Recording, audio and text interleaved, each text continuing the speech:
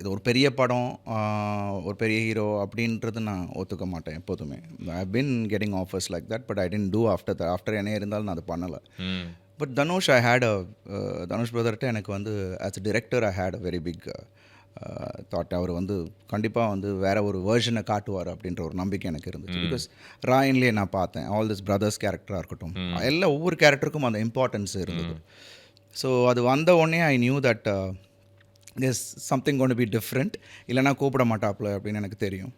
So அப்படி தான் I just went in with an open mind. But அந்த கதை எனக்கு ரொம்ப பிடிச்சிருந்தது. ஓகே. நான் முன்னாடி சொன்ன மாதிரி அந்த கதை ஓட்டத்தில் இந்த கேரக்டர் எவ்வளோ இம்பார்ட்டண்ட்டாக இருந்துச்சுன்னு எனக்கு தெரிஞ்சுது. ஸோ அதுக்குள்ளே நம்ம என்ன பண்ணலாம், and I am basically a directors actor.